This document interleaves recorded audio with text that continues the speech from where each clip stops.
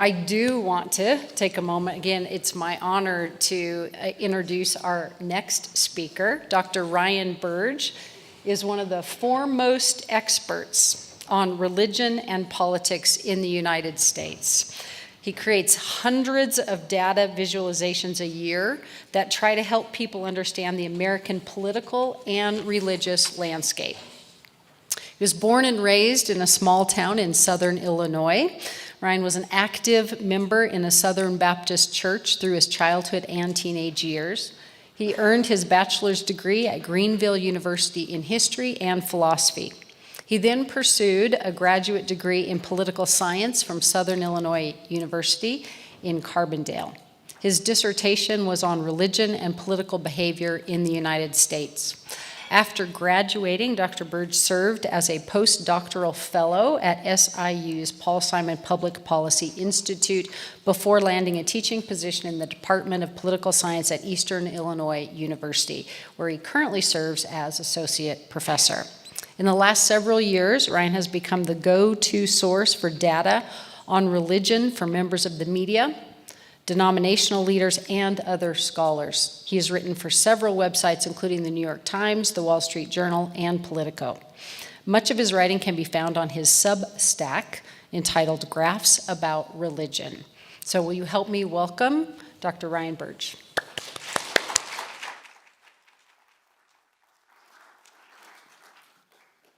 Hello, everyone. Do you like graphs? Please say yes. Because if you said no, this is going to be the roughest 45 minutes of my life and your life. What I'm going to show you today is a project that I'm working on, a book project that I'm working on for Brazos Press that will come out in early 2026. The title I proposed was The Death of Polite Religion and the Future of America. They didn't like that title. How much of a bite to it, I suppose. The title they're going with is The Big Church Sort. So let's get right to it, right? So this is what I think the future of American religion and politics looks like. You're going to see a whole lot of people on one side of the spectrum, a whole lot of people on the other side of the spectrum, and not very many people in the middle of the spectrum. The reason I know this is because this is what the data tells me is going to happen. On one side, you're going to have a whole group of very religious, very conservative people. Who is that? Well, that is people like evangelicals, traditional Catholics, Orthodox Christians, Latter-day Saints, and Muslims. The people who are left on this side of the spectrum are not going to be moderately interested in religion. They're going to be very interested in religion. These are the kind of people who go to church once a week, twice a week, watch it online 3 or 4 times a week, attend Bible studies. These are going to be your hardcore Southern Baptists, your Assemblies of God, your Pentecostals, but also it's going to be the type of Catholic who thinks that Vatican II went too far and we should go back to the Latin Mass. It's going to be Orthodox Christianity, Greek and Russian Orthodox, which I've been told anecdotally those congregations are exploding right now. Apparently 3-hour worship is very attractive to some group of people. Growing as an American Baptist pastor, I can tell you it's not very attractive to me. If I went over an hour and 5 minutes, they'd be like, Ryan, are you done yet? Latter-day Saints. The LDS community is still incredibly conservative, incredibly influential, especially in places like Utah, Arizona, Idaho, Nevada, and Muslims. Right now, Muslims are an overwhelmingly blue Democratic voting bloc, but I think in the future that's imperiled, especially with what's going on right now in the Middle East and the Democratic's position on that. Here's a weird moment that I think is indicative of what's going to happen in the future. There was a discussion in the state of Michigan in a local school district over whether they should ban books from the school library. And they had a public comment period. And a lot of evangelicals spoke up in favor of the book bans. And you know who was standing right behind them in line to speak up? The large Muslim community in pockets of Michigan. I think what a lot of evangelicals are understanding is we disagree on a lot of theological things, but on cultural things, we're friends. And the enemy of my enemy is my friend.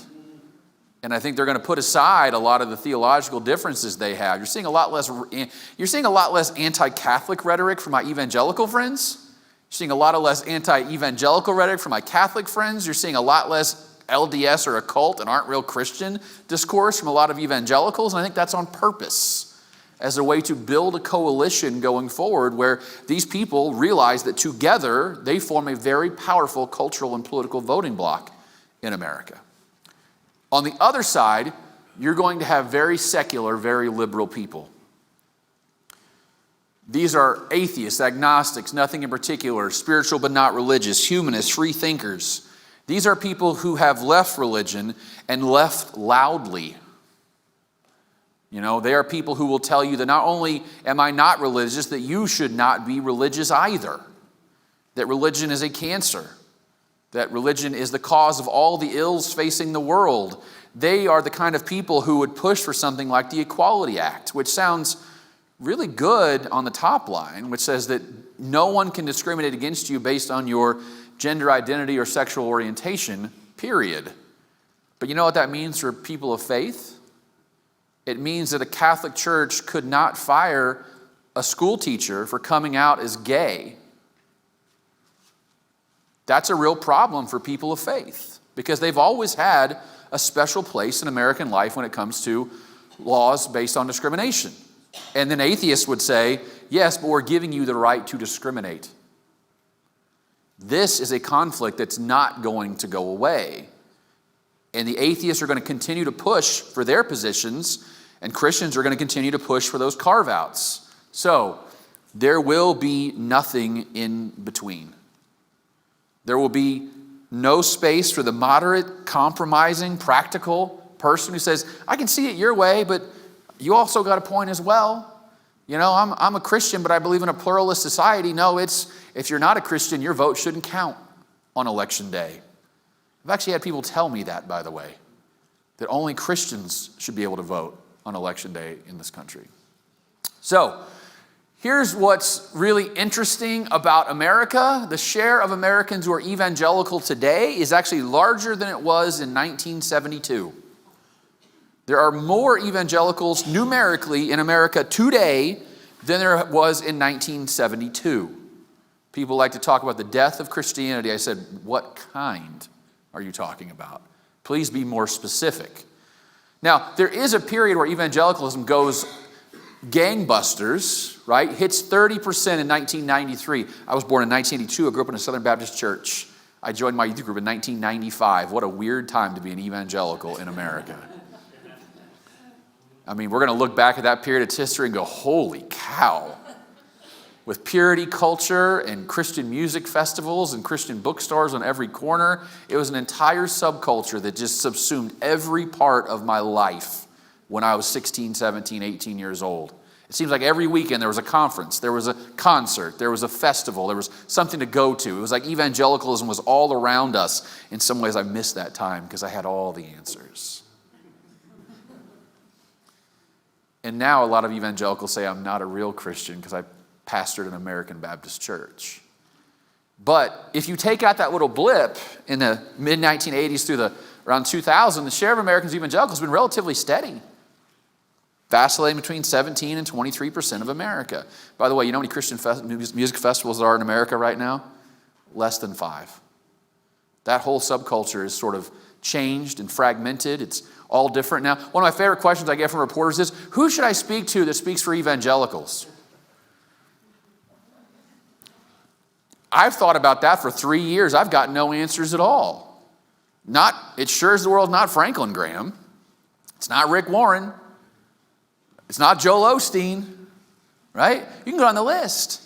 What's happened to evangelicalism has become incredibly fragmented now because of the rise of non-denominational Christianity. Instead of one monolithic SBC, now there's all these little pockets of evangelicalism all around America. And the best part is they don't talk to each other. You know, you never hear Rick Warren and Joel Osteen on stage together, right? That would just be weird. Those families don't go together. Here's the politics of American evangelicals, white evangelicals over the last 50 years. this is shocking to a lot of people, but the share of Americans who are evangelical and Democrats was actually higher than evangelical Republicans in the 1970s. There was still that Southern Democratic strain in white evangelicalism in the 70s and the 80s. It was a holdover from the FDR era. My grandmother was born in 1912, a good Southern Baptist her entire life. She died not knowing I married a Catholic girl. She was a Democrat. And I asked her why. She goes, because, Ryan, I was 17 when the stock market crashed. Made a lot of sense, right? Dug us out of poverty, got us a better way of life, got us through World War II. And a lot of evangelicals that were still on that left side of the graph were sort of holdovers from the FDR legacy. And then over time, they were dying off, but they also were switching their affiliation. And right around the late 1980s, the share of white evangelicals who were Republicans and the share who were Democrats was equal to each other. And from that point forward, we see the lines go in the opposite direction. So now in America today, that white evangelicals, about 20% of them are Democrats. And about 60% of them are Republicans. But you see that independent line down there, almost 20%? Yeah, almost all of them also vote for the Republican, right? 80% of white evangelicals will cast a ballot for Donald Trump in 2024. The reason I know that is because in 2020, 80% of white evangelicals voted for Donald Trump. But here's what no one tells you about that. In 2008, 80% of white evangelicals voted for John McCain. In 2012, 80% of white evangelicals voted for Mitt Romney. You know why they vote for Republicans? Because they're Republicans. That's the answer, okay? Now, this is when it becomes crystal clear, though, what's happening in white evangelicalism. All this is a polarization score. All you do is subtract the percentage who are in one party from the percentage that are in the other party, okay? So if you've got 45% Democrats and 45% Republicans, what's the polarization score? 0, right? It means you're perfectly balanced. And you can see there's an interesting kind of story to tell about this because in the 1970s, they were polarized, but towards the left a little bit. And then we go to that late 1980s, around 1990, that polarization score drops below 10. There was actually some years it was in 3 or 4. I mean, evangelicals were almost perfectly balanced politically. And now you can see what's happened over the last 30 years. The estimate of the polarization score of white evangelicals in 2022 is now 46, which is the highest it's ever been in either direction. Now let me make this point at this point. I'm not saying that it's bad that white evangelicals are Republican. I'm saying it's bad that white evangelicals are politically homogenous. That's what I'm saying. When a religious movement becomes overwhelmingly a political monoculture, that's bad. Not just for the people in the pews, but for democracy as a whole. We need to be around people who are different than us. And whatever church you're in, if everyone you sit next to on Sunday mornings votes the same way that you do, then you're failing what it means to be a kingdom-centered church. And you're also making it harder for us to live in a functioning democracy.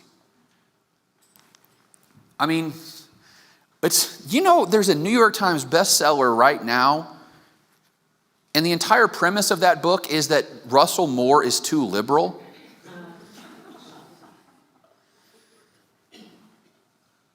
Like, I feel like we're in crazy town at some point. Like, what has happened to us? I can tell you this right now. So the Southern Baptist Convention's lost 3 million people over the last 16 years or so. You know what? There's a whole movement inside the SBC to right the ship. You know what their whole motivation is? The denomination has become too liberal. I would defy you to walk into a room of people today and say, you know what the problem with the Southern Baptist Convention is? Too many communists. We're living in an alternate reality where if you are anywhere to my left, you might as well be a comrade with me. I mean, David French is now too liberal for most Southern Baptists. Beth Moore, do you guys know who Beth Moore is? Probably one of the finest female Bible teachers of our time, could no longer stand in the Southern Baptist Convention because they basically ran her out. And now we'll have nothing to do with her. She joined an Anglican church. Beth Moore.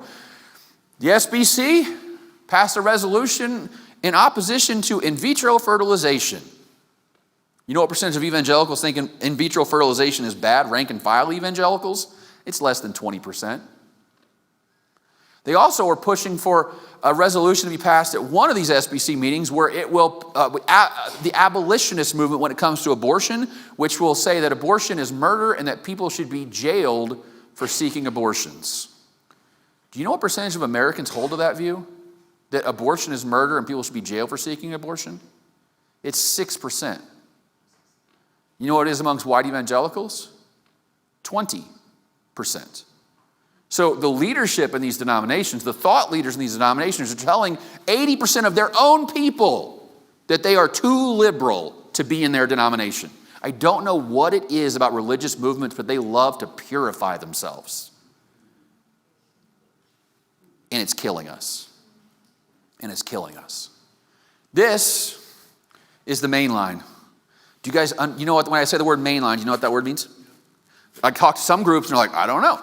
Mainline Protestant Christianity is the non-evangelical flavor of white Christianity. It's the United Methodist Church, the Episcopalians, United Church of Christ, Disciples of Christ, ELCA, PCUSA, ABCUSA.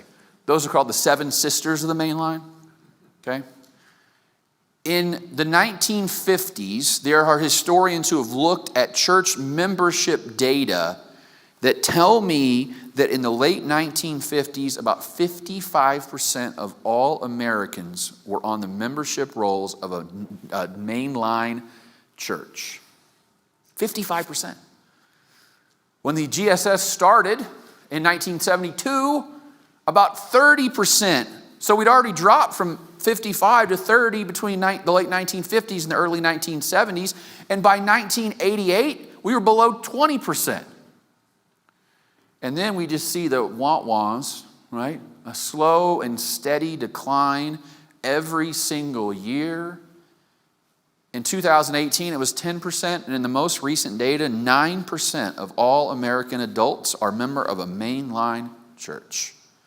Going from 55% of America to 9% of America in the span of one lifetime. This might be the most under-discussed religious trend in the last 100 years. We talked about the nuns a lot. We don't talk about this. And these are denominations that used to hold enormous cultural power, political power, religious power. They steered the ship. They could point people to the right candidate. They could say, this is the kind of Christianity that we want.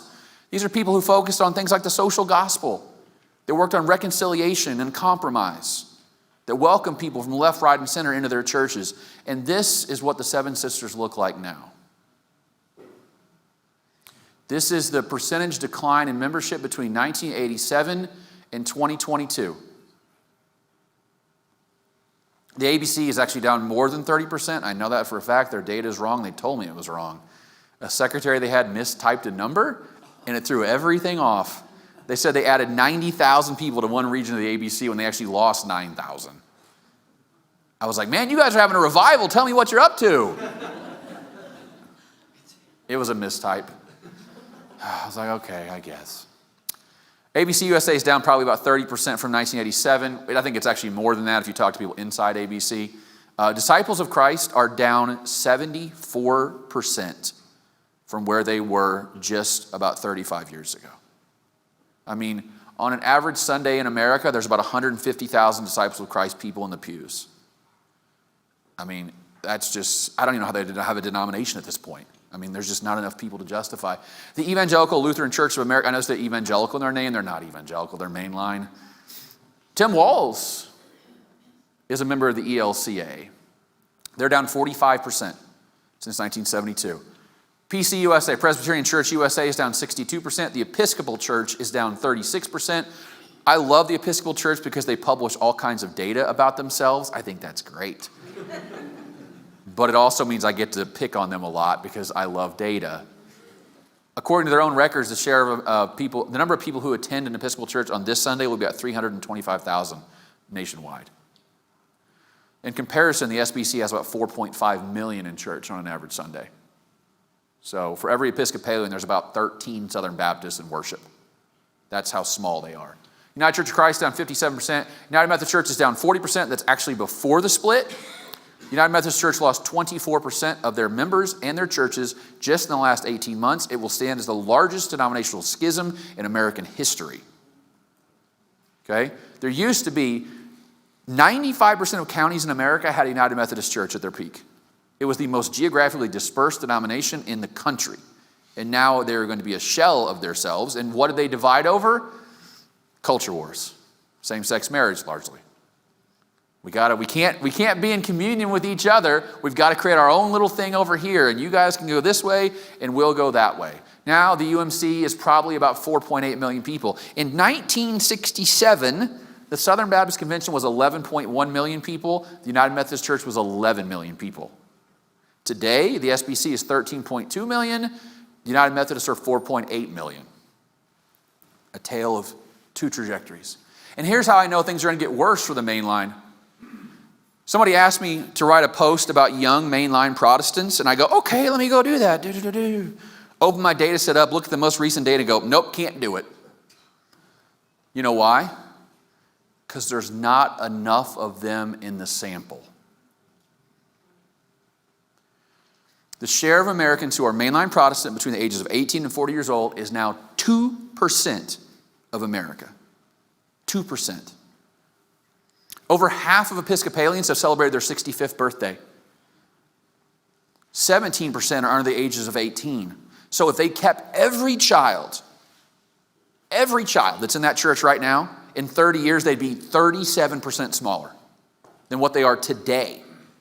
And you know they're not going to keep every child. They might keep half of them if they're lucky. So the Episcopal Church will be 45% smaller in 30 years than it is today, and it's already 325,000. That's what the future of the mainline looks like. So why are they declining? Well, I think it might have something to do with this. This is their political partisanship over the last 50 years. Looks a little different than the white evangelical graph now, doesn't it?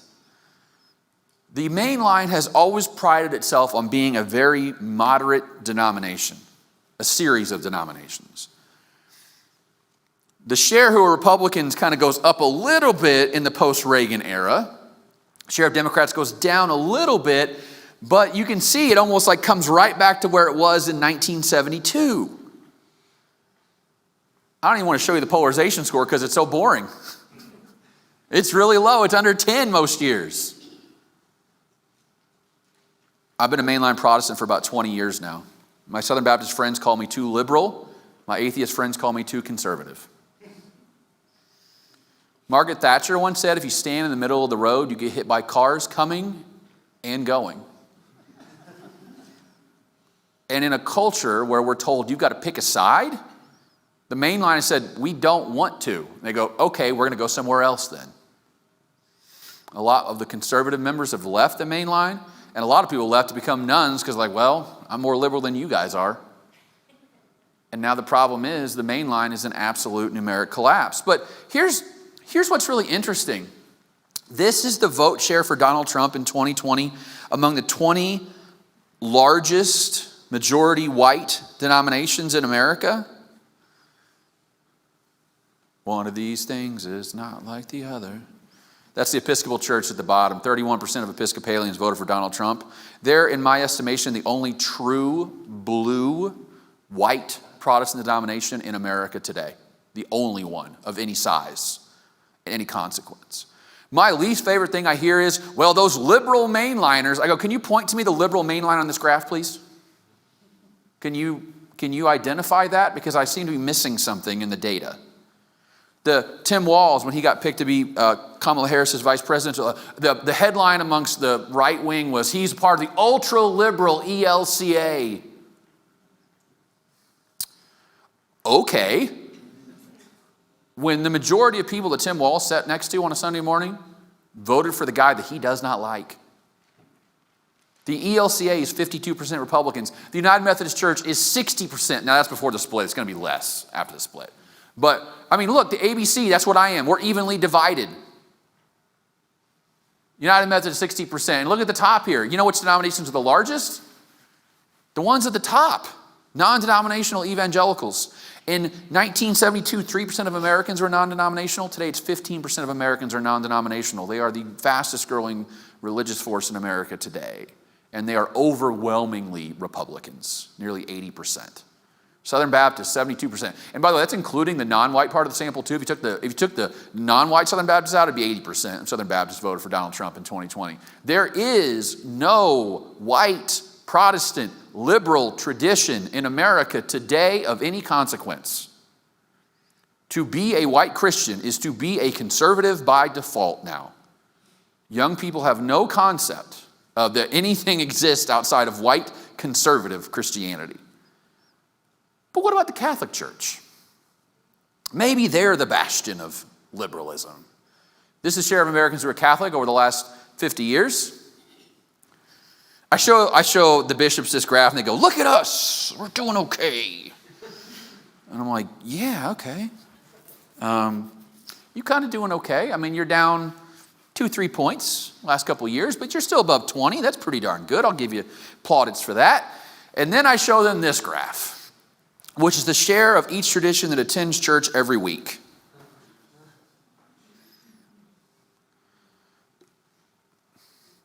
Evangelicals are actually more likely to attend church every week today than the evangelicals of 50 years ago. Remember I talked about how they're more devout today? They're more devout today, okay? Evangelicals are purified. You're no halfway evangelical now. That's why I tell, are young evangelicals liberal? I go, if you call yourself evangelical and you're 17 years old, you better be going to church 7 times a week. You know what I mean? You're not taking that moniker on just lightly, I'm a Democrat. No, when you say you're evangelical and 17, you're saying, I don't like gay people, I don't like trans people, I don't like abortion. They are hardcore. Take that on. You got to take on all the things that go along with that. That's why they're going to church more, because they really, truly believe this stuff.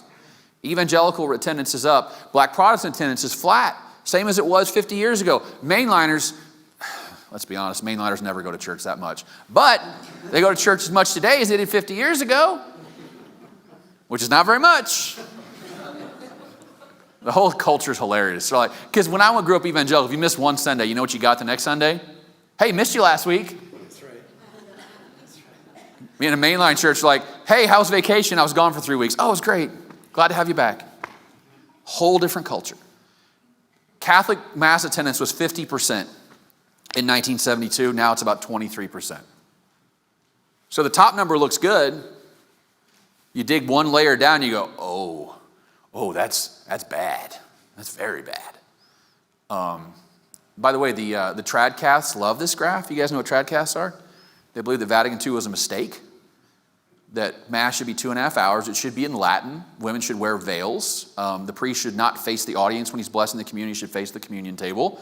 And it's the fastest growing form of Catholicism in America today. They think Vatican II is the reason this is. If you make church easy, people stop going. That's their entire premise. And we should make it harder. And they're growing, and Pope Francis doesn't like them very much. He's actually trying to stop them from meeting when the bishops in America are really cool with Tradcast. They're trying everything they can to grow their membership. So here's the political partisanship of white Catholics. This graph looks a lot different than the other graphs. Between the early 1970s and 1990, we really saw the Republican share increase and the Democratic share decrease, and they really ran along parallel tracks for a long time.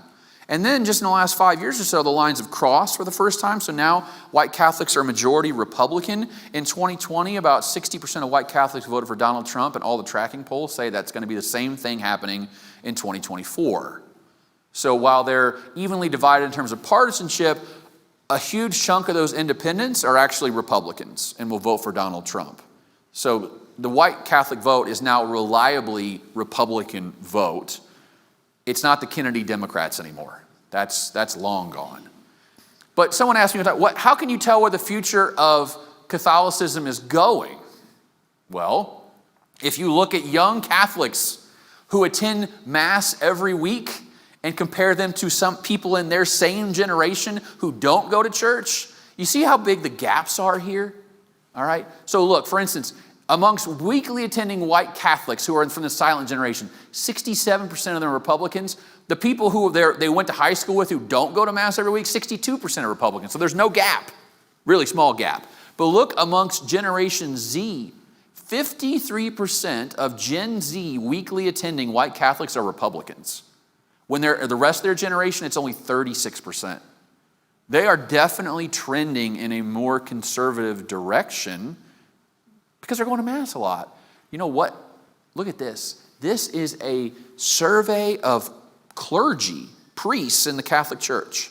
And I broke it down by decade of ordination over here. Man, that graph, when I made that, I was like, yes!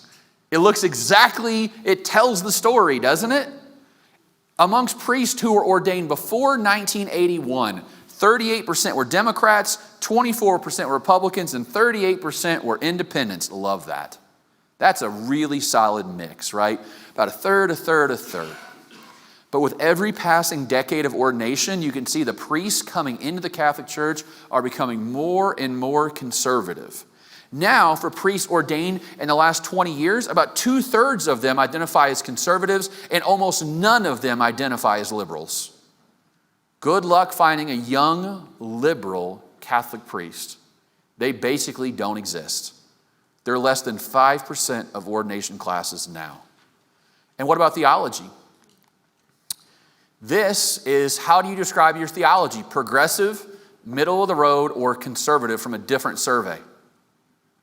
The priests ordained in the 1960s and 1970s were majority Democrats, 49%, 44%. But then you can see where things begin to change, which is people who were ordained in the late 1980s. And now it's really kind of evenly mixed, 30%, 30%, 40%. But look at priests ordained in the last 3 or 4 years. 84% of them describe their theology as conservative. And guys, 2% of them say their theology is liberal. I think about the young Catholic who reads about Dorothy Day. He goes, I want to be like that. And goes to Mass every Sunday and hears nothing about Catholic activism, about immigration, about workers' rights. All they hear is more culture war stuff. Because the future of the Catholic Church looks a lot like this. Because guess where? The people in the pews are learning their theology and learning their politics. They're learning it from the priests. Now, few and few people are going, but the ones who do go are going because they like what they see from the pulpit. They like what they hear from the bishops. They know where they're going. I know, Francis is liberal. No, he's not, first off. And secondly, the United States Council of Catholic Bishops does not like Francis. And they've made that exceedingly clear. They will defy him at every turn. I was in a meeting with Nancy Pelosi about 6 months ago. She told me that they don't allow her to take communion in her parish anymore. She has to go in the back and take it from one of the associate priests in secret, because the bishop in San Francisco doesn't allow her to take it. Yeah. This is really funny because this is where the rubber meets the road. They ask the priests to rate the Catholic Church from excellent to poor. The only two that really matter are these two on the right side over here. So look who is the most likely to rate the Catholic Church as good. It's people who describe their personal politics as moderate. Guess who is the most likely to rate the Catholic Church as poor? Priests who identify as very liberal or very conservative. You know what I think they do that for? Because liberals think the church is too conservative, and conservatives think the church is too liberal. And the people in the middle are like, it's fine. It's generally good. Because you know what priests on this edge and this edge want to do? They want to pull the church in their direction. And the priests who are in the middle go, no, we're good. I like being diverse. I like having a diversity of opinion in the pulpit and the pew. That's the problem, is there's this undeniable force. We want to pull these groups together to one side. And then we can't not talk about the nuns. The nuns in America were 5% of the country in 1991. Today, they're about 28% of Americans. They're the fastest growing religious group, large religious group in America today. They're reshaping everything we know about politics, religion, and society. But they've stopped growing slightly, so that's good. By the way, when I say nuns, I do not mean Catholic ladies. I swear if I had $1 for every time I had to spell N-O-N-E-S, I would have $17. If you look at it by generation, what you can see is that boomers are actually more likely to be nuns today than they were 15 years ago. 2008, 2023. Now look at Gen X here. Goes up, right? Peaks. Look at millennials. Goes up, goes up, goes up, goes up. She dropped a little bit in the most recent data. And look at Generation Z. There's actually a lot of data coming around to this point that the nuns have stopped rising now. They've hit a ceiling in the data, and they're going to stick around 30% of the population and maybe even reverse slightly in the future. I think we're going to look back at American religious history and say that the period between 1991 and 2020 or so was a specific era of secularization, and then what we see forward is slowing secularization. Rapid. To use startup language, this is the acceleration phase, and there's the lifestyle brand. We're moving into the lifestyle brand of secularization, which is like 6% growth as opposed to 300% growth. It's just going to slow down over time. Yet, the nuns tend to be the most liberal group in America today, especially atheists and agnostics. This is a question that says, do you support, let me read it, make it illegal for healthcare professionals to provide someone younger than 18 with medical care for a gender transition? Okay, that's the question. These are the share agreeing with the statement. Make it illegal for healthcare professionals to provide someone younger than 18 with medical care for a gender transition. Every Christian group is overwhelmingly supportive of this statement. Even the liberal mainline, 67% of them think that it should be illegal for minors to seek gender transition services. There are only two groups here who are clearly in the opposite direction, and they are atheists and agnostics. And yet somehow they're driving the conversation among the Democrats, when most Democrats don't even agree with that position. They're trying to pull the party in their direction. They think, by the way, I just talked about how there's a book about how Russell Moore's too liberal. They think the Democratic Party is too conservative, and that's the problem. How do I know that? Because of this graph. We ask people to place themselves in ideological space.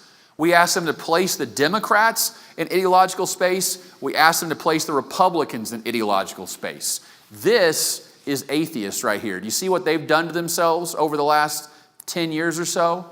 They've moved to the left of the political spectrum, and look what they see the Democrats are doing. Tracking towards the middle. There's only one, well, besides agnostics, the only groups that are actually to the left of the Democratic Party are atheists and agnostics. Everyone else is to the right. And notice here, look where they put the Republicans. About as far right as you can get.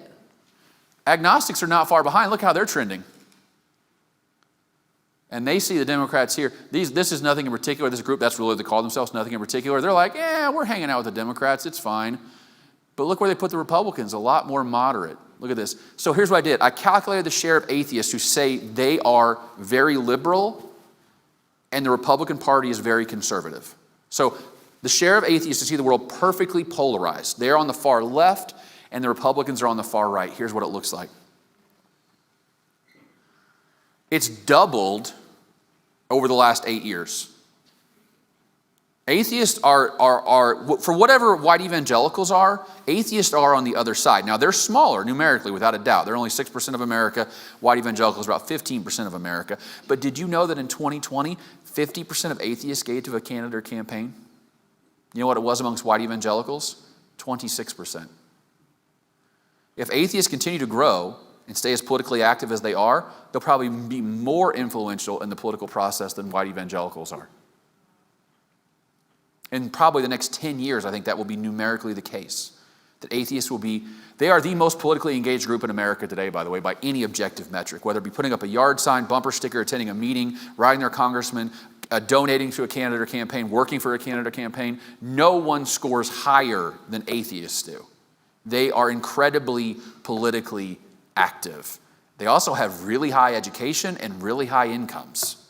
They want to change politics in their own image. And here's what else I know. They don't like religious people.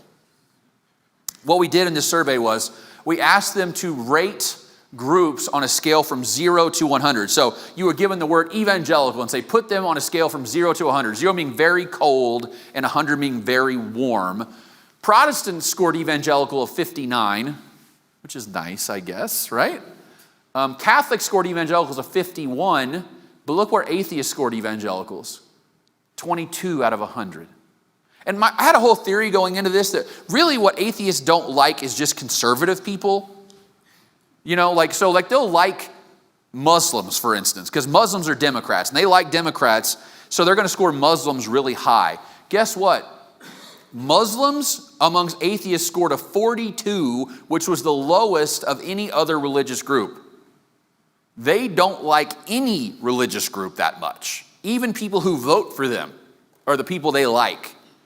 That was a theory. It's like, oh, we like you because you're one of us and you vote for people like us. That's good. The data says they don't like any of it. They just don't like religion entirely. And they want you to not like religion either. This part of a survey we did for the Templeton Foundation, we did 12,000 non-religious voters.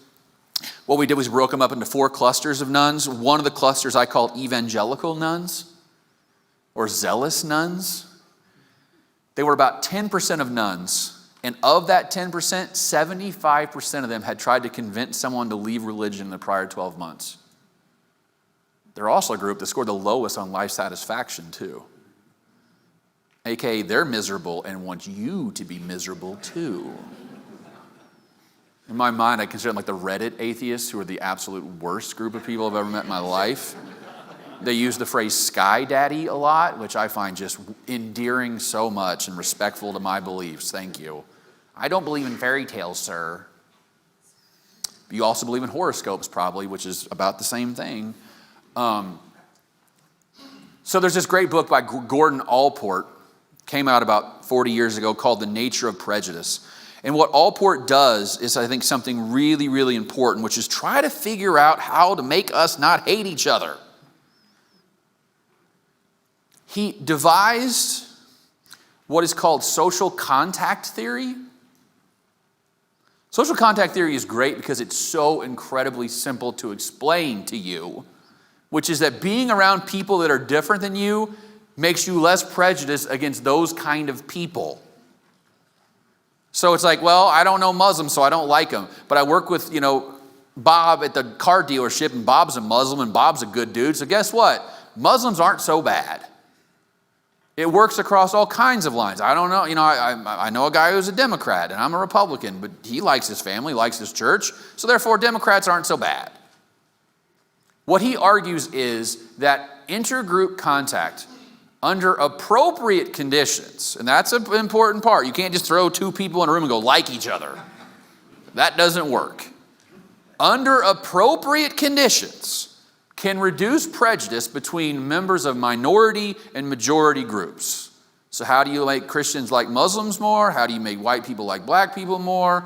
How do you make Democrats like Republicans more? He created these 4 conditions under which this social contact theory would flourish. Are you ready to see them? Say yes, please. Thank you, thank you, thank you. Number 1, equal status among group members. I don't know about you, but everyone in my church, the cool people don't sit in the front, they sit in the back, right? There's no reserved pews here. You all sit wherever you want. Oh, there is reserved pew. You know how that goes. I'm trying to go to new churches now because my church closed down, and I'm like, before I sit down, I look around and ask my neighbors, is this someone's pew? Can I sit here? Last thing I want to do is make Birdie mad at me for sitting in her pew. I've been sitting there since World War II, son. Who are you? That happened once. I was like, I'll move. She's like, no, it's fine. And I'm like, okay, now I'm in a weird spot. Now I feel bad the whole time. And as a pastor, I'll tell you, I like the fact that people sit in the same pews because I knew who was there and who wasn't. But when I preach, because I could look over and go, oh, there's Maxine right there, and there's so-and-so. I knew it because where they sat. Students do the same thing, by the way. They move around. I go, no, you got to move back. You sit over there. I know where you go. Equal status among group members. Church is really, really good at that. Most churches are incredibly flat in their structure. Most people are just all together there. Common goals that highlight interdependence. We all want to work for a common goal. My church started a Brown Bag Friday program. What we realized is our public schools, 85% of kids in our public school were on free or reduced lunch, one of the poorest districts in the state. And the social worker said the kids would come to school on Mondays hungry.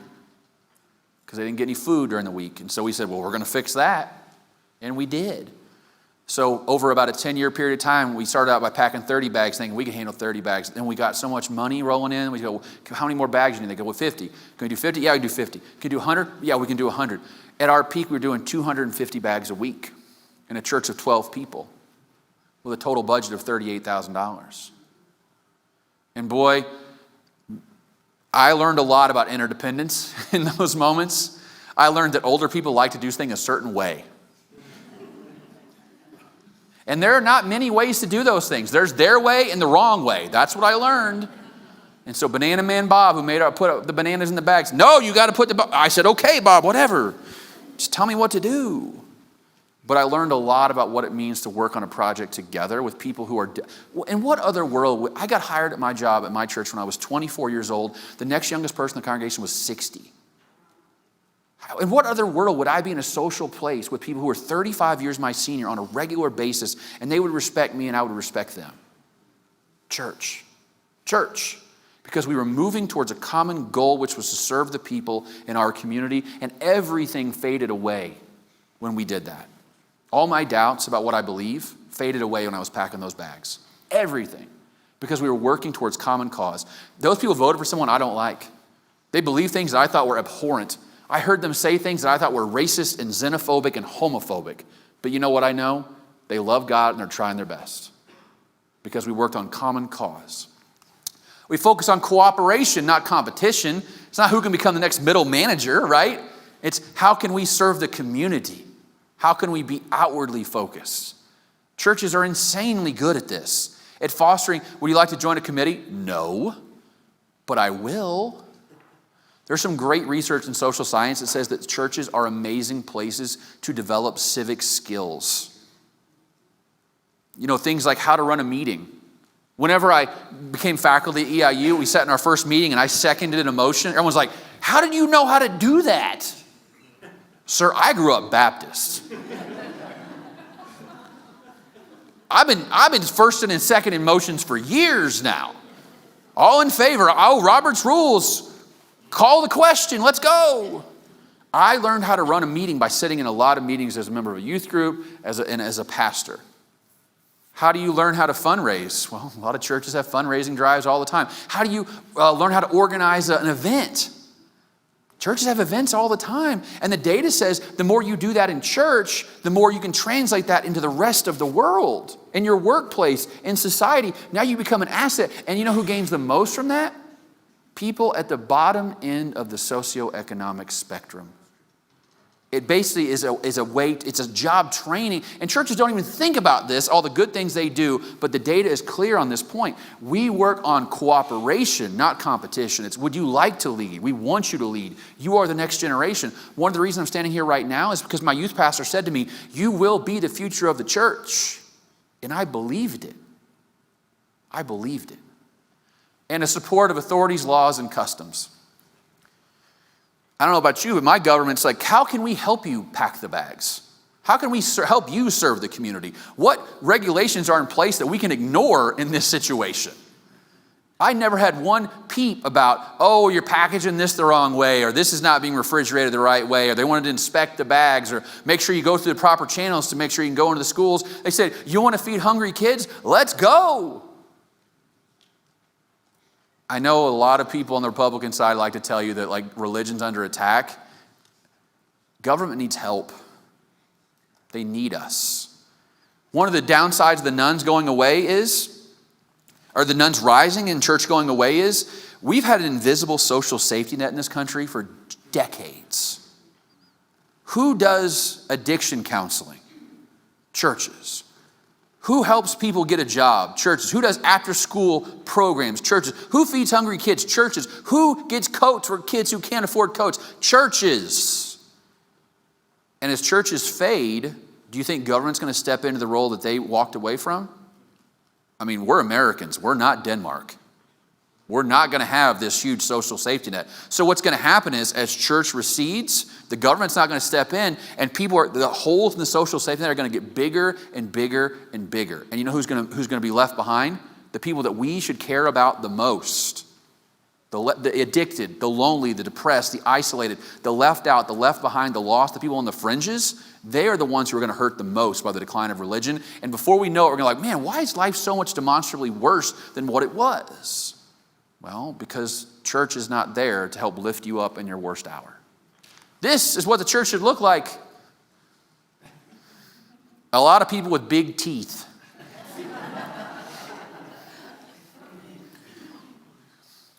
It's people who are from all walks of life. Now, the church has never been good about racial diversity. I'll be the first to say that, okay? But it's getting better. The data points to that fact, especially megachurches are doing a really good job of increasing their racial diversity. The church has always been an amazing place for people at every stage of the economic spectrum to sit side by side on Sunday mornings. They've always been good at that. People from every educational level. One of my favorite stories is John Rockefeller. Are you aware of this man? John Rockefeller was the richest man in the world at one point in the early 1900s, was worth about $140 billion, was the most famous man in America. Also was an American Baptist, by the way, so take that. When he got really rich, he became the object of all kinds of attention that he did not want. People would follow him from place to place and beg for money on the street. He only went to work. That was literally the only time he left his house, except every Sunday morning he would make the trek to the Euclid Avenue Baptist Church in Cleveland, Ohio.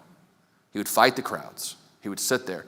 And someone asked him later, why do you go to all the trouble and all the hassle? He goes, because it's my only chance to talk to a blacksmith or a mechanic. He understood that church was the great meeting place of American society.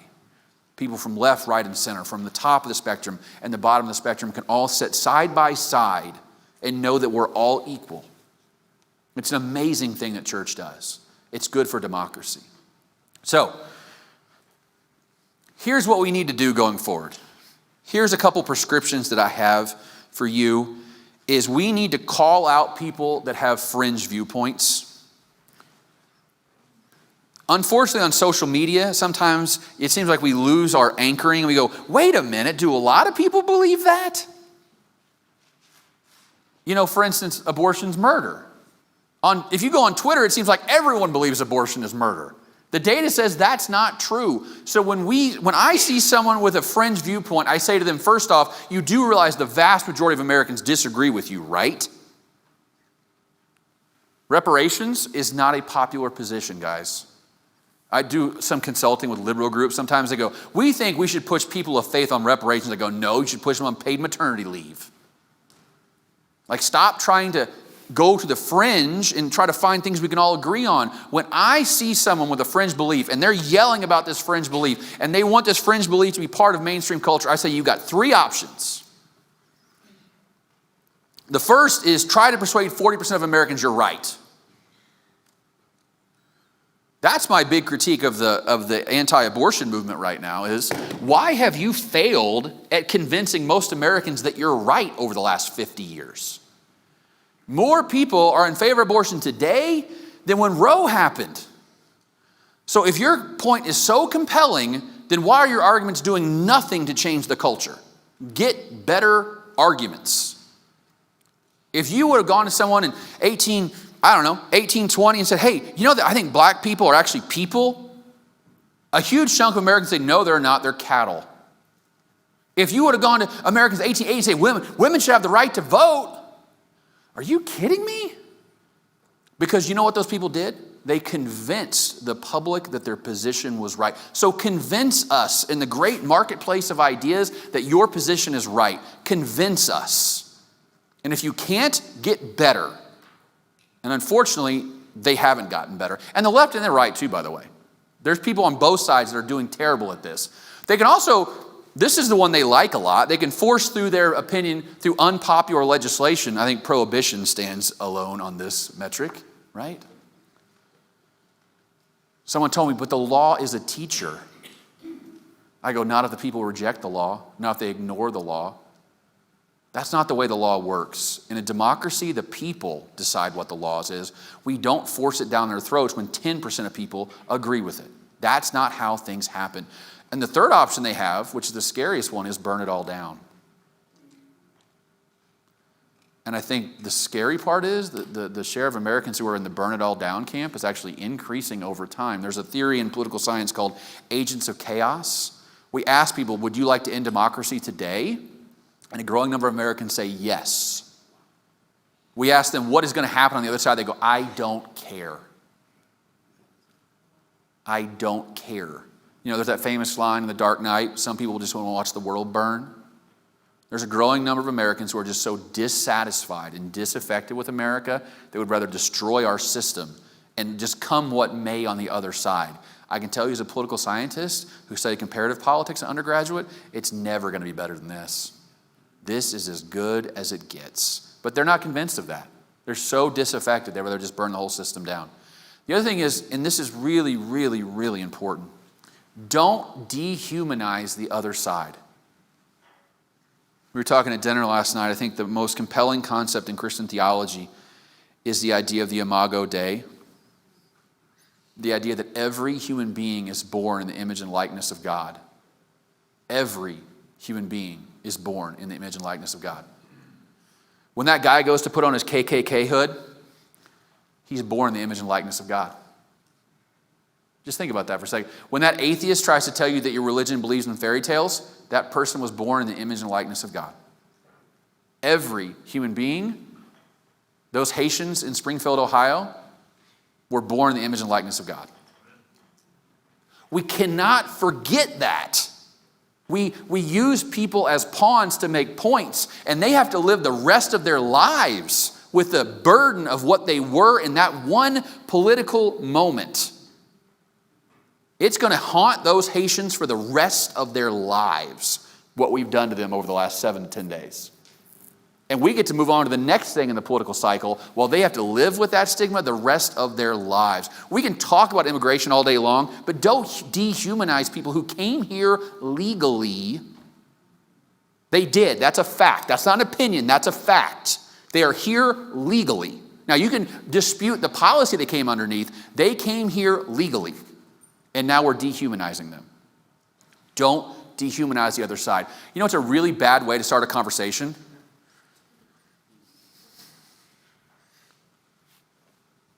I get so tired of this. My Democrat friends say, if you vote for Trump, you're a racist or you're a xenophobe.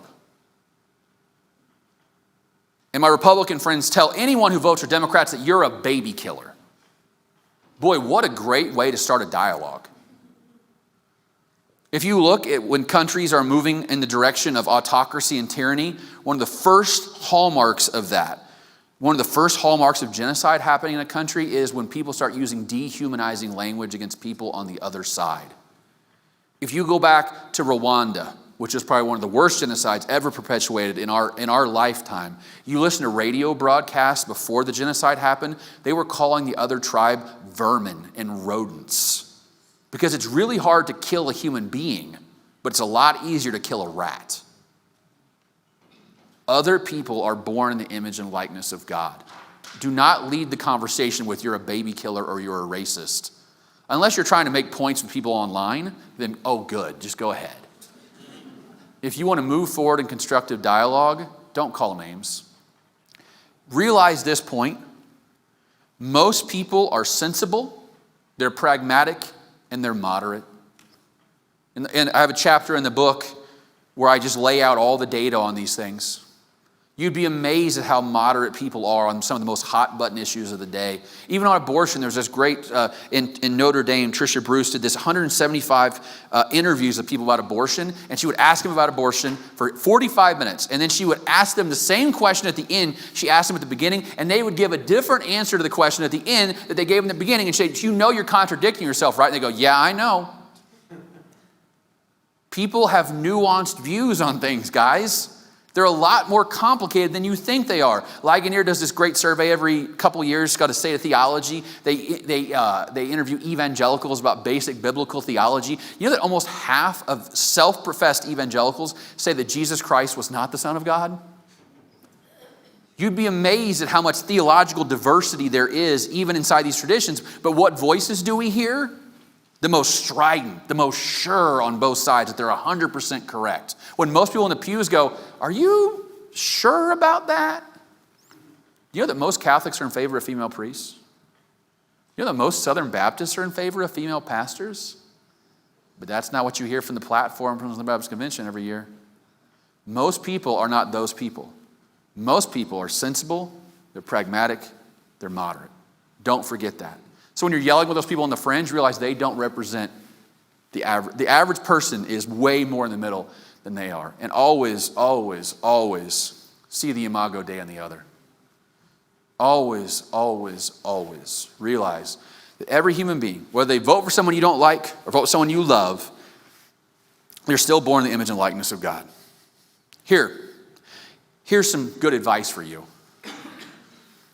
You should go to church. That's what I've realized doing social science research in this field for the last 15 years is the absolute best part of religion is the going part. The belief part is really not really super relevant to me. And actually, I think the belonging piece, the tribal identity piece is actually net negative for us. Like, I'm an evangelical or I'm a Catholic. That actually drives us apart, not pushes us together. The going to church part has so many positive things that it brings to your life. And you should go even if you don't believe in any of it. I said that on Russell Moore's podcast. He got really mad at me. Because he's liberal, obviously. I think you should go if you don't believe in any of it. I think a lot of people come to church for the wrong reasons and stay for the right reasons. Give them a whole bunch of wrong reasons to show up. Right? Even if you disagree with a lot of it. There was this really great dialogue a couple years ago. My friend Perry Bacon, he's a columnist for the Washington Post. He grew up in the black church, and he and I had talked about faith, and I saw him write a throwaway line in a piece about something completely different, about how he said that he has less and less trust in religion over time. And I go, Perry, you got to write more about that. And he wrote this piece for the Washington Post. I left the church, and now I long for a church for the nuns. And in that, he talks about how he misses the community that he had there. All the good feelings and the familial connections and all the good things that he did there. But he writes in there that he doesn't want to go to a church where he will have to explain to his daughter why they disagree with some of the things that were said from the pulpit. And then a couple days later, Ross Douthat from the New York Times wrote this response, where should agnostics go on Sundays? And he makes this really compelling point, I think, which is, don't you want to expose your children to views that you disagree with? You should. Now listen, I'm not telling a gay kid to go to a Southern Baptist church. I'm not saying that. You shouldn't go to a church that dehumanizes you or makes you feel like you're less than human. You should go to a church where you disagree with some things and find out what you agree with and hang around. You're going to be with people you disagree with the rest of your life. Learning communication, learning how to compromise, learning how to work together for independent projects, that's what moves us forward. Go to church. Because here's what I know. You will benefit, your community will benefit, and democracy will benefit. Democracy will benefit. Let me end on this hopeful note. We have survived the War of 1812 and the Civil War, and World War I and World War II and the Great Depression and the Civil Rights Movement and 9/11. If this is what takes us down, then we were never as good as we thought we were. We are better than this. We should be called to be better than this, and the church should lead on this because the church has always led on this. You can hold your beliefs strongly, but also understand that you're working in a pluralistic democracy where not everyone agrees with you. A phrase I keep saying to my grad students over and over again is, the perfect is the enemy of the good. You're not going to get everything you want, but you're going to get some of it, and that needs to be enough. It has to be enough for us to move forward. Thank you.